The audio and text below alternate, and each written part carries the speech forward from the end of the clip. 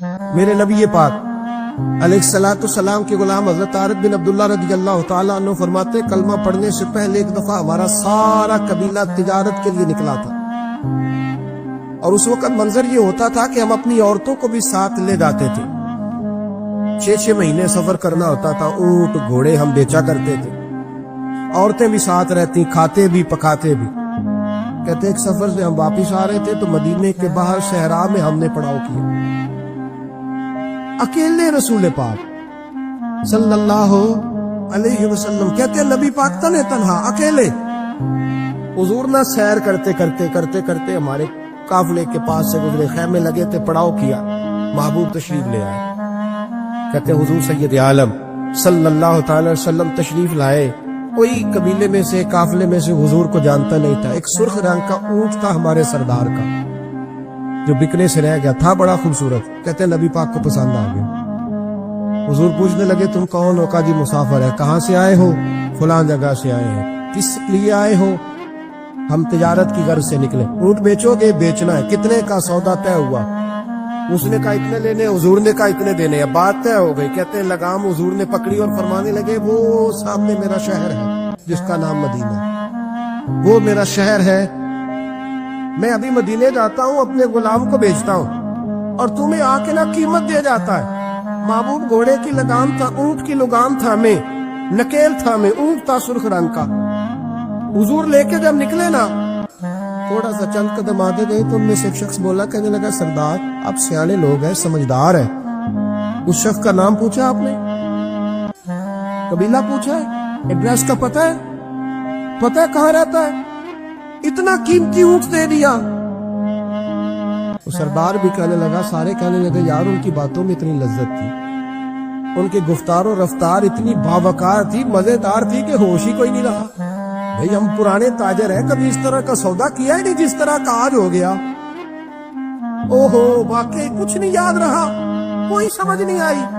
وہ ابھی نظر آ رہے ایک آدمی، دوڑ کے جاؤ، دوڑ کے اور جا کر کے نا ان سے کہو بڑی جائز بات ہے، وہ ناراض بھی نہیں ہوں گے۔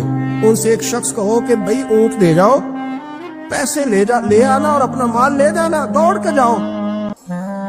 ایک شخص دوڑنے لگا تو سردار کی بیوی خیمے کے اندر تھی، پردے کے پیچھے سے بولی، کہنے لگی خبردار کوئی پیچھے نہ جائے، اگر پیسے مل گئے تو ٹھیک ہے، نہ ملے تو میں دے دوں، کوئی پیچھے نہ، کوئی نہ جائے پیچھے۔ سردار کہنے لگا تو جانتی ہے؟ کہنے لگی نہیں۔ کا گارنٹی کیوں دے رہی ہے؟ تو کہنے لگی تم نے ان کا چہرہ نہیں دیکھا؟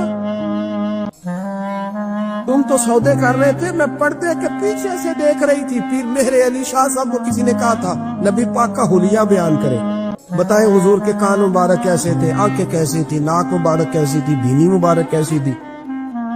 تو پیر مہر علی شاہ صاحب کہنے لگے کوئی مثل نہیں ڈولیں گی، کہنے لگے مجھ سے نہیں بیان ہوتا حضور کا حلیہ، کوئی مثل نہیں ڈھولن دی، تو چپ کر مہر علی، ایتھے جا لیو بولن دی، بس کر، تو بیان کر سکتا ہے اتنی طاقت؟ اعلیٰ حضرت نے کہا لم جاتی نذیر کپی ناظرن مثلے تو نشد پیدا جانا، کہ حضور مثال تو تب آپ کی بنے گی نا کوئی آپ کی طرح کا پیدا تو ہوگا، تبھی مثال بنے گی، تو جب ہوا ہی نہیں تو مثال کیسے بنے گی؟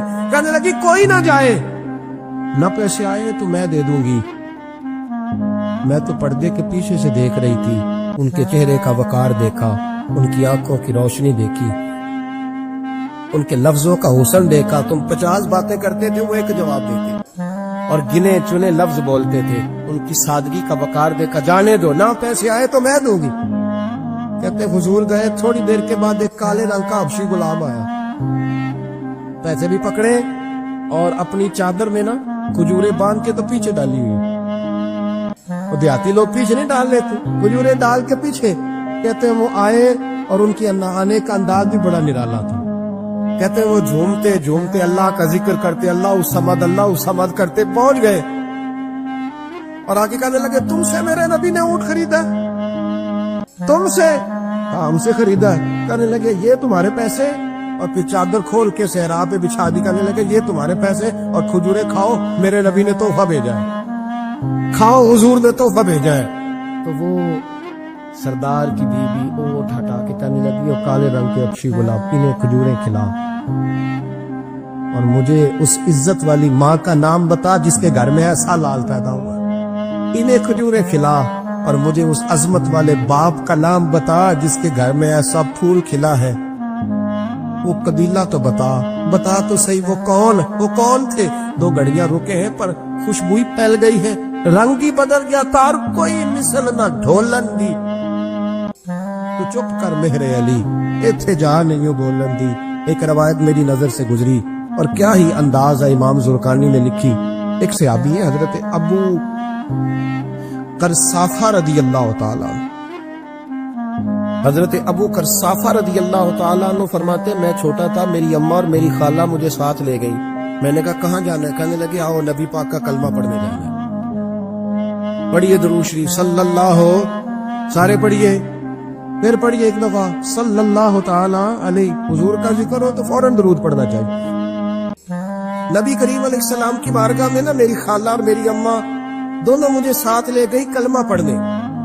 کہتے ہیں جب ہم حضور کی بارگاہ میں پہنچے, کلمہ پڑھا, واپس آئے تو میری اماں اور میری خالہ آپس میں بات کرنے لگی. میری خالہ کہنے لگی تو نے دیکھا ہے ان کا بولنا کتنا مزیدار.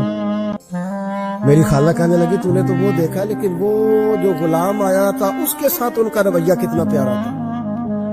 تو نے دیکھا جب وہ کھانا کھا رہے تھے تو پہلا خیال انہوں نے ہمارا کیا. بار بار وہ ان کا ذکر کرتی, کہتے آپس میں حضور کی شانیں بیان کرتی, میری اماں بھی میری خالہ بھی. بالآخر بات لمبی ہو گئی تو میری اماں بولی, کہنے لگی بس کر, ہم کتنی عظمتیں بیان کریں گے, مجھے تو 3 باتیں سمجھ میں آئی ہیں. کتنی؟ 3 باتیں مجھے سمجھ میں آئی ہیں. کہا وہ کیا؟ تو کہنے لگی ما رأینا مثل ھذا الرجل احسن وجھا ولا القى ثوبا ولا البنا کلاما. کہنے لگی مجھے تو 3 باتیں سمجھ میں آئی ہیں کہ نہ اتنا خوبصورت چہرے والا کوئی شخص دیکھا ہے اور نہ اتنے صاف کپڑوں والا کو دیکھا ہے اور نہ ہی اتنی میٹھی بولی بولنے والا کوئی دیکھا ہے. تینوں باتوں کی کمال ہے. ظاہری حسن بھی کمال, کپڑوں کی صفائی بھی کمال, اور رسول پاک کا بولنا بھی کمال, لب و لہجے میں مٹھاس بھی خوبصورتی والی. یہ اصل حسن ہے کہ ظاہرت بھی انسان بڑا منزہ ہو, باطنن بھی بڑا صاف ستھرا ہو. میرے رسول پاک علیہ الصلوۃ والسلام کا طریقہ مبارکہ پتہ کیا تھا؟ حضور صلی اللہ تعالی علیہ وآلہ وسلم جب مسجد میں نماز پڑھ لیتے تو حضرت جحیفہ رضی اللہ تعالیٰ عنہ فرماتے, بخاری کی حدیث ہے, فرماتے میں مدینہ شریف میں آیا تو حضور نماز پڑھ لیتے تو صحابہ نبی پاک کے پاس آتے اور حضور کا دست مبارک پکڑ کے پہلے چومتے پھر چہروں پہ ملتے, پہلے چومتے پھر چہروں پر. نبی پاک کے صحابہ حضور کے قدم بھی چوما کرتے, قدموں میں جھکا کرتے تھے. یہ تو بھائی اس وقت پتہ چلتا جب کسی سے پیار ہو جاتا, جب کسی بندے سے. میں اکثر مثال دیا کرتا ہوں اکثر کہ کسی کا بچہ پیشاب کرے تو کہہ آتی ہے, الٹی آتی ہے, لیکن اپنا بچہ بالوں میں بھی کر دیتا ہے, پھر کوئی کہہ نہیں آتی کیونکہ اپنا ہے نا, پیار ہو گیا نا. اب وہ کیفیت جب کسی سے محبت ہو جاتی ہے نا تو کچھ چیزیں صرف سمجھنے کی نہیں, کچھ چیزیں ایسی ہوتی ہیں جو محسوس کرنے والی ہوتی. اس نے کہا تھا عشق ایک ڈھونگ ہے, میں نے کہا تجھے عشق ہو خدا کرے, پھر کوئی تجھے اس سے جدا کرے, تو اسے تسبیحوں پہ پڑھا کرے, تو اسی کا نام جپا کرے, تو گلی گلی پھرا کرے, پھر میں کہوں کہ عشق ایک ڈھونگ ہے اور تو نہیں کہا کرے, پھر میں کہوں کہ عشق ایک ڈھونگ ہے اور تو. اس نے کہا تھا عشق ایک ڈھونگ ہے تو میں نے کہا تجھے عشق ہو خدا کرے. بھائی یاد رکھو جب انسان کو محبت ہوتی ہے تو پھر اس کے انداز بدل جاتے ہیں, اس کے طور طریقے تبدیل ہو جاتے ہیں. وہ میں اکثر ایک بات کہا کرتا ہوں, میں کہتا ہوں بچہ باہر سے برگر کھا کے آ جاتا ہے رات, اماں کہتی بیٹے روٹی کھا لو, کہنا دوسرا گوبھی پکائی میں نہیں کھانا, حالانکہ برگر کھا آیا ہے, دور سے کھا آیا ہے, تو اماں اس کو کہتی ہے پھر میں سویاں نہ بنا دو تھوڑی سی اپنے بیٹے کو, فٹافٹ چاول نہ تجھے ابال دوں, ساتھ میں باریک دال بنا دے, تو کہتا نہیں میری مرضی کا پکاتے ہی نہیں, میں نے نہیں کھایا. ایسے اب ابا جو ہے نا, ابا وہ اماں کو سمجھا رہا, کہتا چھاٹ پر بھوک لگے گی تھی آپ ہی کھا لے گا, تو نہ ایڈی ٹینشن ہے ایویں پہ تینوں ستاندا. اماں کیا کہتی ہے, کہتی نہیں مجھے نیند نہیں آئی, کھائے گا تو سکون آئے گا. اب اس کو آپ لاکھوں دلیلیں دیں یہ سیانا بیان ہے, بچہ نہیں ہے, 22 سال کا ہے, 24 سال کا, چھوڑ تو کیا کر رہی ہے. لیکن اماں کو کوئی سمجھا سکتا, کیوں نہیں سمجھا سکتا کہ اسے اپنے بیٹے سے پیار بڑھا. وہ کیا کرے, وہ مجبور ہے.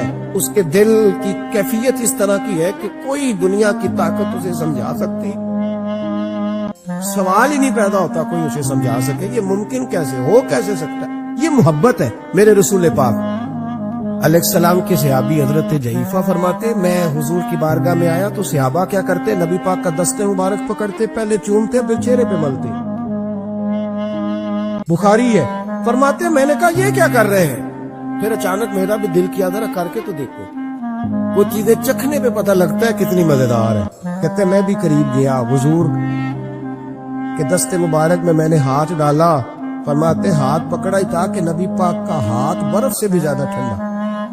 فرماتے پھر میں نے پکڑ کے چہرے پہ ملا تو کستوری سے زیادہ خوشبو آ رہی تھی دست مبارک. فرماتے اب میرا چھوڑنے کو دل ہی نہیں کر رہا, اب میری طبیعت نہیں مان رہی تھی. میرے نبی کریم علیہ السلام اللہ کی دلیل ہے. ہر پاکیزگی, ہر حسن, ہر کیف اللہ نے اپنے رسول کو عطا فرمایا.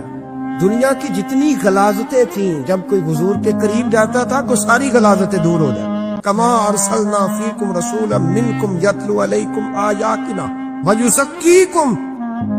اللہ فرماتے میرے محبوب تم پر میری آیتیں پڑھیں گے اور تمہیں پاک فرما دے, تمہاری ساری ناپاکیاں نبی پاک دور کر دے, ہر غلاظت تم سے دور ہٹ جائے.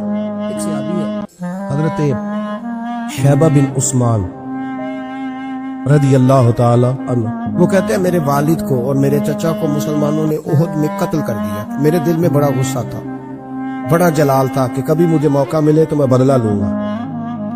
کہتے فتح مکہ کے بعد نبی پاک علیہ السلام حوازن کی جنگ کے لیے نکلے. مجھے پتا چلا حضور جا رہے ہیں تو میرے اندر شعلے بھڑک رہے تھے انتقام کے. روز میں منصوبہ بندی کرتا, پلاننگ کرتا کہ کسی طریقے سے میں ان تک پہنچوں گا اور بدلہ لوں گا. کہتے ہیں نبی کریم علیہ السلام نہ حوازن کے لیے پہنچ چکے تھے. فرماتے میں بھی جنگ میں جا کے شریک ہو گیا اور میں نے طریقہ اس طرح کا اختیار کیا کہ کسی طریقے میں حضور تک پہنچ جاؤں. سمجھ آ رہی ہے میری بات کی؟ نبی کریم علیہ السلام تک کسی طریقے پہنچ جاؤں. فرماتے لڑتے لڑتے, لڑائی کے 2 طریقے ہوتے تھے. کبھی تو ایسے ہوتا تھا کہ ایک دو آدمی مل کے آپس میں لڑتے تھے, پھر گمسان کا رن پڑتا تھا, گھمبیر ہو جاتی تھی جنگ, سمجھ نہیں آتی تھی تیر کہاں سے آیا, نیزہ کہاں سے آیا. فرماتے جب گمسان کا رن پڑا نا, مجھے موقع مل گیا, میں حضور کے قریب پہنچ گیا. حضرت شیبہ بن عثمان رضی اللہ تعالیٰ عنہ کہتے جب میں پہنچ گیا تو میں نے نا دیکھا کہ اب حضور کے قریب لوگ نہیں ہیں. فرماتے میں نے نا فوراً تلوار اٹھائی, تلوار اٹھا کے میں حضور کو معاذ اللہ شہید کرنے ہی لگا تھا کہ ایک نور چمکا حضور کے ساتھ. بڑی ادھر صلی اللہ علیہ وسلم کہتے ایک نور چمکا, اتنی تیزی تھی اس نور میں کہ میری آنکھیں بند ہو گئی, میرے ہاتھ سے تلوار گر گئی, آنکھیں چندھا گئی میری. فرماتے تلوار میرے ہاتھ سے چھوٹ گئی. اب جب وہ روشنی مدھم ہوئی نا تو میں نے دیکھا نبی پاک سامنے کھڑے مسکرا رہے ہیں.